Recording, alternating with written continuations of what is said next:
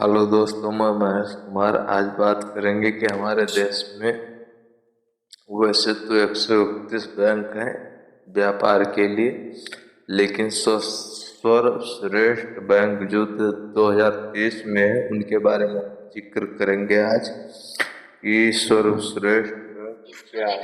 ठीक है, उसके बारे में जिक्र करेंगे। ठीक है,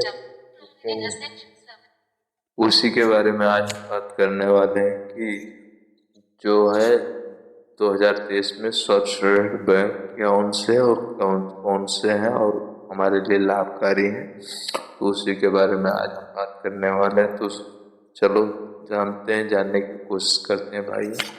और आप लोगों का सहयोग मिला तो आगे आगे हम करते जाएंगे।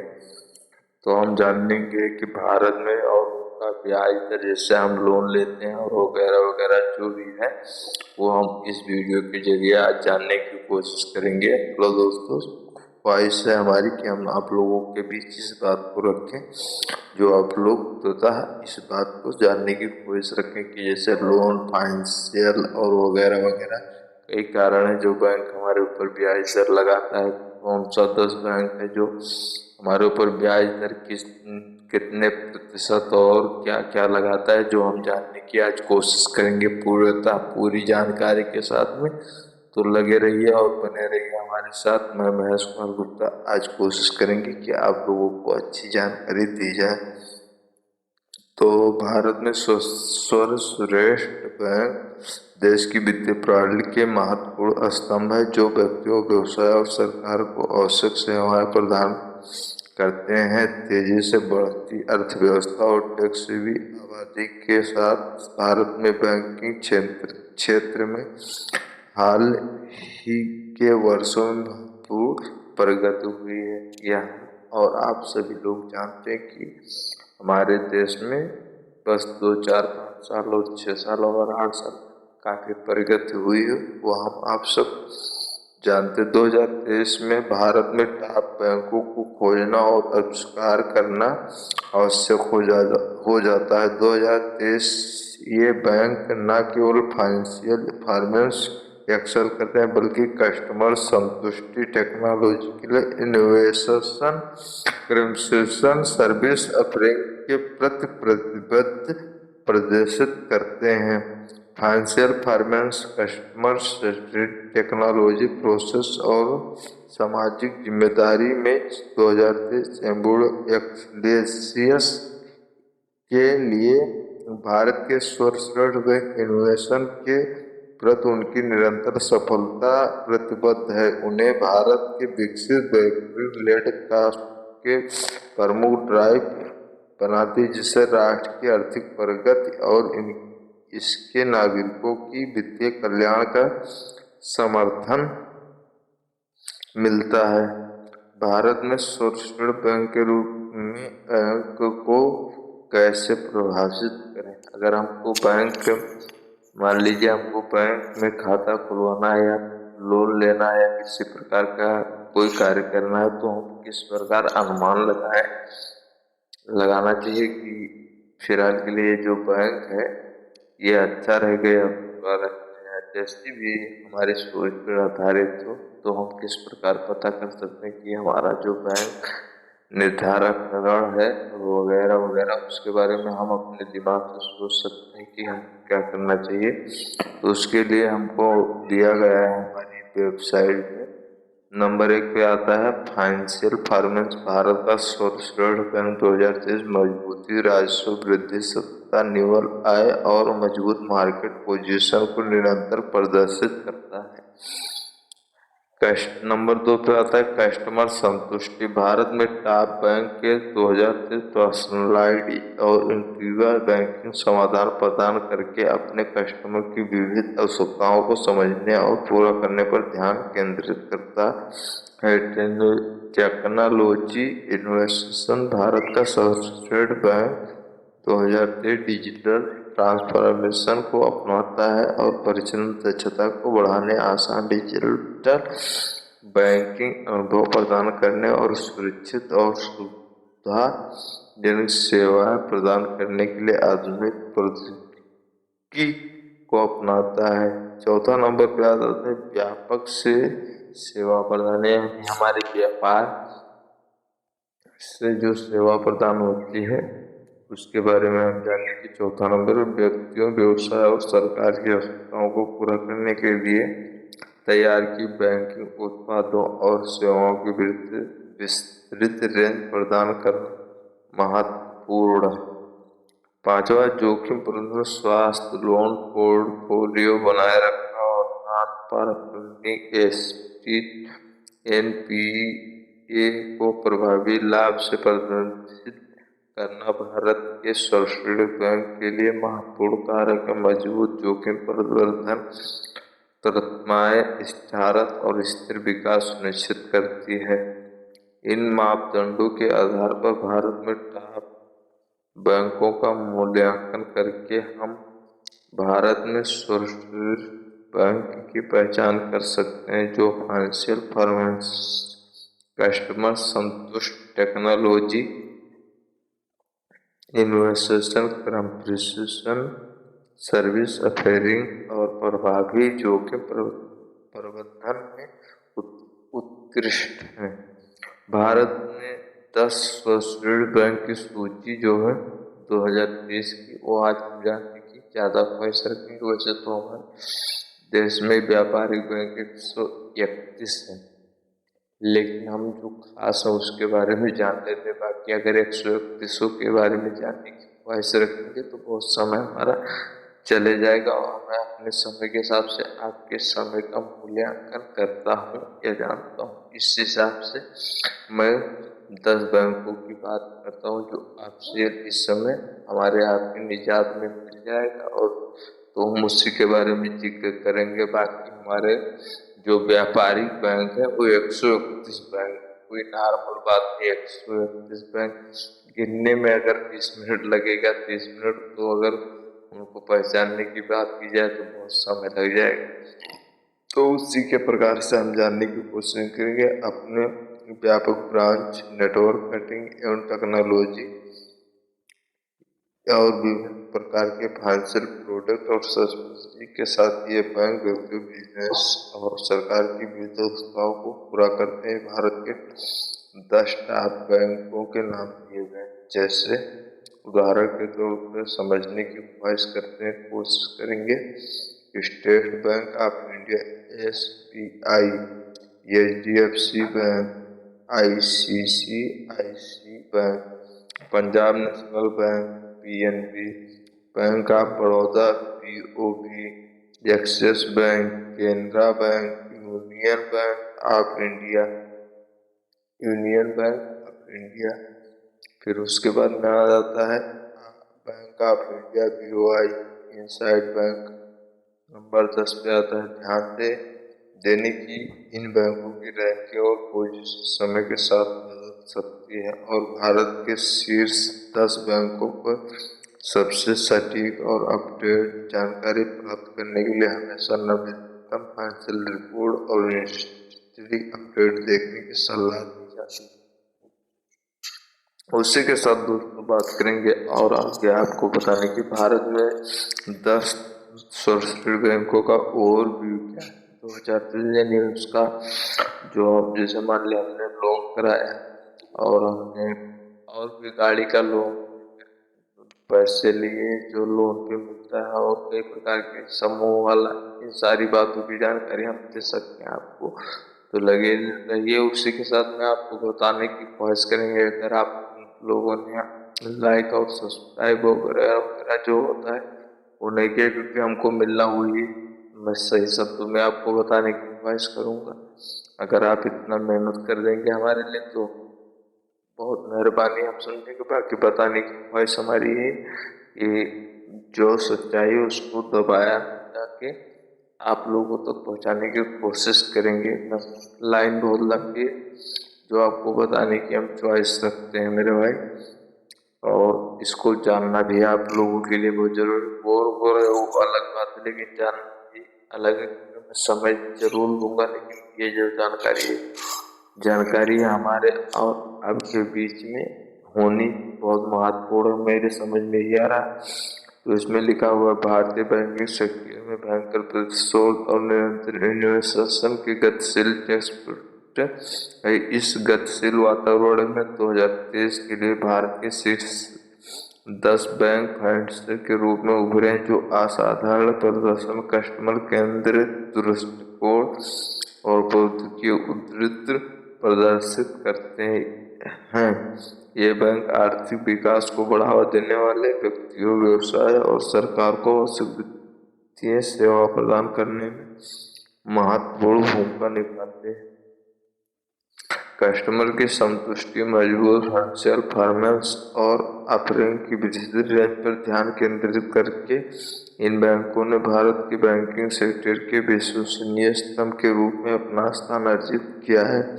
आइए हम भारत के इन 10 सर्वश्रेष्ठ बैंक के ओवरव्यू बारे में जानकारी दें जो उनकी उपलब्धियां और भारत के फाइनेंशियल सिस्टम में योगदान को दर्शाते हैं। State bank of India SBI को बोलते हैं, हम हिंदी भाषा में समझे तो SBI और इंग्लिश भाषा में समझे स्टेट बैंक ऑफ इंडिया। ठीक है, आप लोगों ने सुना होगा, सुना है। उसी के साथ आगे बढ़ते, भारतीय स्टेट बैंक भारत का सबसे बड़ा public sector number 1 bank banking सेवाओं की व्यापक रेंज प्रदान करता है। इसमें राष्ट्रव्यापी ब्रांच और ATM का विस्तृत नेटवर्क है जो एक बड़े ग्राहक आधार को पूरा करता है। SBI रिटेल बैंक का कॉर्पोरेट बैंकिंग और वेल्थ मैनेजमेंट सर्विसेज सहित अपने विविध फाइनेंशियल प्रोडक्ट के लिए जाना जाता है। अब आपको बताने की जरूरत है, जितना मैं बोल रहा हूँ थोड़ा जल्दबाजी में बोल रहा हूँ, शायद समझने की कोशिश करना मेरे भाई, क्योंकि अगर मैं सारी कोशिश करूँगा समझाने में तो आपको बता नहीं पाऊंगा, क्योंकि वीडियो बहुत ऊंचे निकल जाएगी। तो शायद और ये जानना भी जरूरी, क्योंकि ऐसे कोई बताएगा नहीं और इतना जल्दी जानना आसान नहीं है, तो मैं आपको बताने के लिए इसमें लिखा राजस्व विभाग, यानी इनका जो राजस्व विभाग है एक सरकारी विभाग में एक प्रकार का, जिसको लेखपाल का नाम दिया गया, उसका नाम दिया गया राजस्व विभाग। तो उसका है इसमें 350 करोड़ 8,44,000 लाख निवल आय, यानी निवल उसका जो परसेंटेज उसको रिटर्न में मिल रहा है उसका है 473 करोड़ रुपए 3,78,000 रुपए प्रति माह की शाखाएं ये है। जो भी हमने ये SBI बैंक के बारे में, स्टेट बैंक ऑफ इंडिया के बारे में ये आपको बताने की कोशिश करेंगे। शाखाएं 22,405, 22,405 शाखाएं और न्यूल ब्याज मार्जिन NIM 2.70% इसका ब्याज लगता है, जो इंडिया की बैंक है। सकल नॉन परफॉर्मिंग एसेट NPA 3% है। इससे अब इसको आपको समझाना पड़ेगा। सकल नॉन परफॉर्मिंग एसेट NPA मतलब जैसे आपने सिर्फ जमा कर रखा है आपने, तो उसको 3%, जैसे आपने 10,000 रुपये दे रखा है तो उसका 3% आपको बेनिफिट होने वाला है। ये इस बैंक का मानना है। इसका नाम है, आप तो जानते हैं, state bank of India SBI। ठीक है, और सुविधा घरेलू और अंतर्राष्ट्रीय बैंकिंग दोनों सेवाएं प्रदान करता है, जिससे आप घर से भी पैसे ले सकते हैं और बाहर से भी। और उसी के साथ में दूसरा बैंक है HDFC बैंक, जो हमको जानना जरूरी है। ये HDFC बैंक एक प्रमुख प्राइवेट सेक्टर बैंक है जो अपने मजबूत फाइनेंशियल परफॉर्मेंस के लिए जाना जाता है। यह रिटेल, कॉर्पोरेट और संस्थागत ग्राहकों को बैंक और फाइनेंशियल सेवाओं की विस्तृत रेंज प्रदान करता है। टेक्नोलॉजी और इनोवेशन पर भारत को मजबूत फोकस के साथ HDFC बैंक सुविधाजनक डिजिटल बैंकिंग समाधान और पर्सनलाइज्ड कस्टमर अनुभव प्रदान करता है। राजस्व विभाग इसकी जो मतलब बजट की बात की जाए तो इसका है 17 करोड़ 750 लाख, 17 करोड़ 750 लाख इसका बजट है। और निवल आय आना मतलब जो इसको फायदा हो रहा है उसकी अगर बात की जाए तो लगभग 2004 के बीच 666 करोड़ फायदा हो रहा है। इतना मोटा इसका चार्जेस है। ये 9% 8% चार्जेस लगाता है जो ये HDFC बैंक है। क्रेडिट कार्ड पे 12% का चार्जेस लगाता है और उससे बाहर निकल जाएंगे तो उससे भी बड़ा ये चार्जेस लगाता है हमारे क्रेडिट कार्ड वगैरह वगैरह जो ये HDFC बैंक है। इसी में समझ लेंगे सारी बात कि इसका कोई भी कारण होगा जो भी ये महंगा भी होगा। आप इतने में इतना तो समझदार होंगे और समझाने की कोशिश तो बहुत लंबी जा रही है भाई, आप देखोगे नहीं, इसलिए मैं कोशिश कर रहा हूँ कि छोटे शब्दों में ज्यादा जानकारी देने की। और नियल ब्याज मार्जिन NI 3.67%, सकल नॉन फार्मिंग एसेट NPA 1%, सुविधा घरेलू अंतरराष्ट्रीय बैंक दोनों सेवाएं प्रदान करता है। बाहर से और यहाँ जो इंडिया में रहते हैं यहाँ का लेन देन और बाहर जो विदेश सऊदी और ऑस्ट्रेलिया वगैरह वगैरह जो है तो वो भी पैसे भेज सकते हैं, उनका भी लेन देन फिर आता है। उसके बाद में ICICI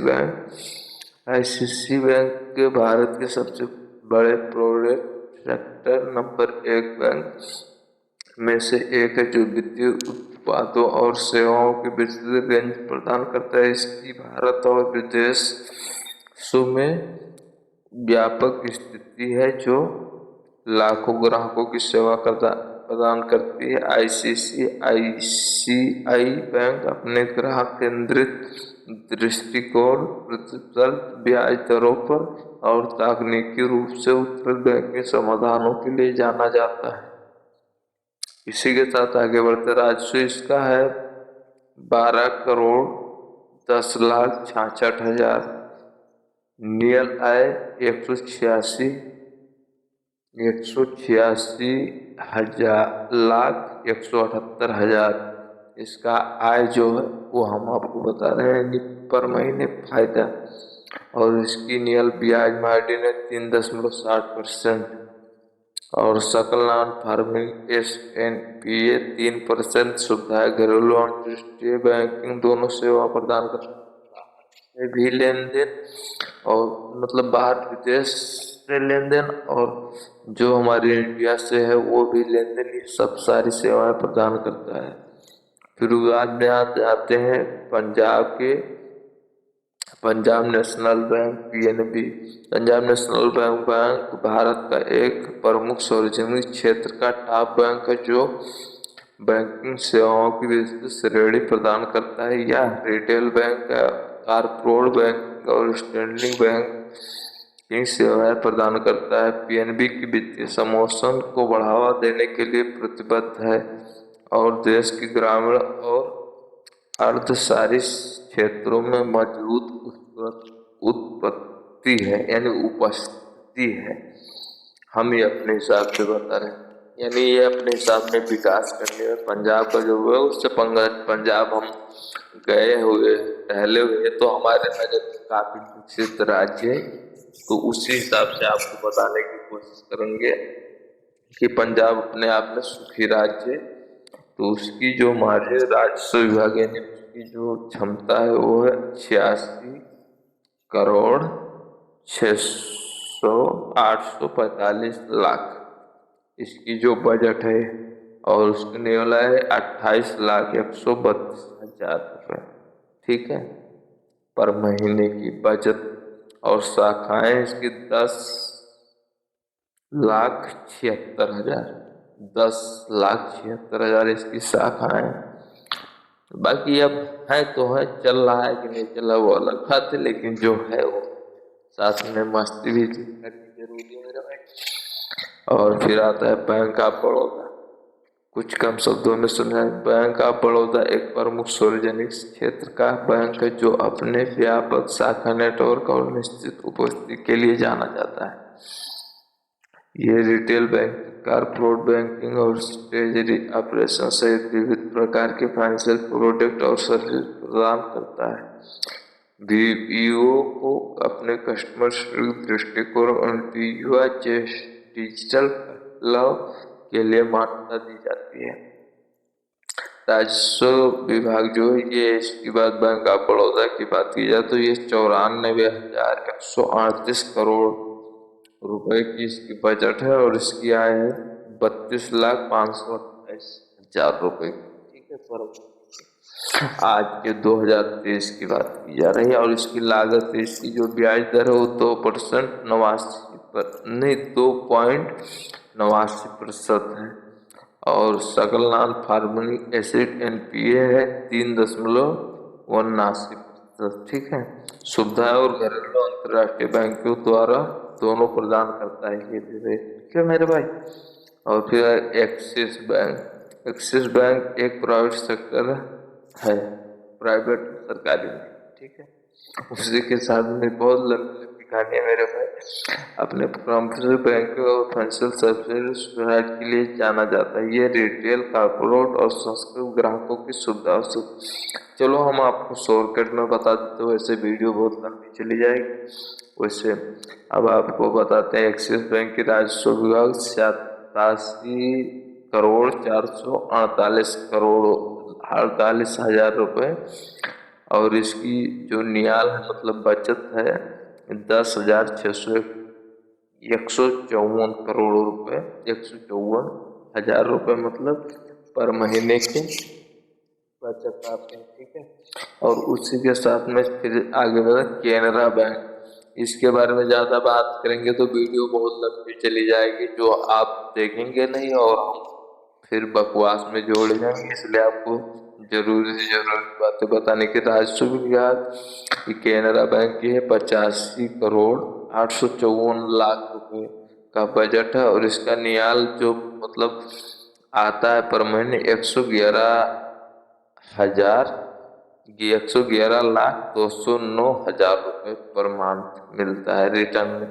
मतलब ब्याज वगैरह वगैरह जो भी फाइनेंशियल चला, सिर्फ जो ब्याज पे दे रखा है और वगैरह वगैरह लोन वगैरह क्या बोलते हैं, ब्याज पे बोलते हैं, तो आप भी समझना। उसी के बाद थोड़ा माइंड आपके पैसे इफेक्ट डालेगा सोचने के बाद। फिर आता है union bank of India. Union bank of India का सार्वजनिक क्षेत्र का बैंक जो है वो अपने व्यापक बैंकिंग समाधानों और ग्राहक केंद्रित दृष्टिकोण के लिए जाना जाता है। ये प्रचलित बैंक है फिलहाल के लिए कॉर्पोरेट बैंकिंग और इंटरनेशनल बैंकिंग सहित बैंकिंग प्रोडक्ट और सर्विसेज के लिए रेंज प्रदान करता है। केंद्रीय बैंक रणनीति और पॉलिटिक्स संचालित बैंक को अनुभव प्रदान करता है। तो इसी के साथ पर ध्यान केंद्रित करते ये 81,163,000 रुपए। ठीक है, इसका आता है 97,78,000 रुपए पर मंथ रिटर्न इसका ब्याज दर है। ठीक है, फिर आ जाएंगे bank of India BOI। Bank of India 47,931,000 इसकी जो बजट है वो है और इसका रिटर्न 55,142,000 रुपए पर महीने। ठीक है, इसका फायदा जो है तो मिल रहा है। ठीक है, उसी के बाद 10 नंबर पर इनसाइड बैंक। इनसाइड बैंक एक प्राइवेट सेक्टर है बैंक जो बैंकिंग और फाइनेंशियल सर्विसेज की विस्तृत रेंज प्रदान करता है। इसकी व्यापक branch, ATM network, retail, corporate Sanskrit ग्राहकों को सेवा प्रदान करती है। इंश्योरेंस, बैंकिंग सोल्यूशन और बेहतरीन कस्टमर सर्विसेज प्रदान करने पर ध्यान करती है। ठीक है मेरे भाई। अब इसका राजस्व विभाग देखते हैं तो इसका 36,367,00,000 नियल आय, 44,540,000 शाखाएं, 2,265। ठीक है, और इसी की जो मतलब क्या बोलते हैं लागत मतलब परसेंटेज 3.84%। इसका जो किसी को ब्याज दिया जाता है तो लगभग अगर 1 लाख रुपए किसी को दिया गया, हम उदाहरण के तौर पे बेदासवा बैंक की बात कर रहे हैं, तो इसी पे हम आपको समझाने की कोशिश करेंगे। जितने परसेंटेज हमने बताते चले, जिससे 3.84 लिखा है, तो इसका मतलब ये निकल रहा है, जैसे मान लिया हमने इस बैंक में 1 लाख रुपए आपको दिया, तो 3,000 रुपये मानती है बनेगा, और 84% का लगभग 84 रुपये के हिसाब से ये भी बनेगा लगभग 3800 रुपये आपका पर मंथ का ब्याज बन जाएगा। इस पॉइंट से हमको नियल ब्याज मार्जिन, एनपीए, सकल लाभ, अंतर्राष्ट्रीय दोनों तरफ से ये समझाता है। फिर सारांश में देखा जाएगा तो इसका भारत में 10 राष्ट्रीय बैंक 2006 में उत्कृष्ट प्रतीक। इन बैंकों ने फाइनेंशियल परफॉर्मेंस, कस्टमर संतुष्टि और टेक्नोलॉजी इनोवेशन के लिए मैं लीडर रूप में उभरा है। अपनी व्यापक श्रेणी की सेवाओं, व्यापक शाखा नेटवर्क, अधिक डिजिटल समाधानों के साथ व्यक्ति, व्यवसाय और सरकार की विविध आवश्यकताओं को पूरा करते हैं। इसके अलावा ये बैंक वित्तीय समावेशन प्रक्रिया में योगदान देते हैं, रोजगार के अवसर पैदा करते हैं और भारत के आर्थिक विकास में सहायता करते हैं। जैसे कि हम भारत में इन 10 बैंकों के और भी में जानकारी देते हैं, वो स्पष्ट हो जाता है कि केवल फाइनेंशियल संस्थापक भारत में प्रगत प्रमुख रूप से है, ठीक है। और उसी के साथ में आपको थोड़ा जो है, हम इतनी देर से कंफ्यूज कर रहे थे, वो आपको असलियत सुनाने की कोशिश करेंगे, सच्चाई।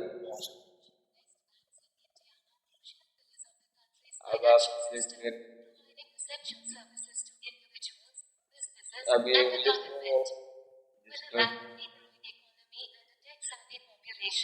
The banking sector in India has witnessed significant advancements in recent years. In 2023, it becomes imperative to explore and acknowledge the top banks in India 2023. These banks not only excel in financial performance but also demonstrate a commitment to customer satisfaction, technological innovation, and comprehensive service offerings. The best banks in India for 2023 embody. अब आपको हमको लग रहा है कि ज़्यादा समझाने के लिए खुद बता रही है, हमको बताने की जरूरत नहीं। ये जो गूगल है, ये किताब की बातें हैं और हम आपको बताए हैं, ये सब ऐसी बात नहीं। बाकी अगर आपको अच्छा लगे जाते वक्त तो कोशिश करेंगे कि अगर बात समझ में आई होगी तो लाइक, सब्सक्राइब, और जो हमारे साथ आपने इतना समय दिया उसके लिए बहुत बहुत गुजारिश मेरे भाई। कोशिश करेंगे कि अगले वीडियो में फिर मिलते हैं। और अगर आपको वैसे हमने समय आपका लिया है तो जानकारी भी महत्वपूर्ण दी है, और अगर आपको समझ में आएगा, अगर फिलहाल के लिए कोशिश कर रहा हूँ कि आपके समझ में अच्छे तरीके से, अगर नहीं आया होगा तो कमेंट सेक्शन में जाके आप वहाँ पे लिख के देना कि हमने कैसी जानकारी आपको दी है, ठीक है। बहुत बहुत मेहरबानी, सभी को नमस्कार, आदाब।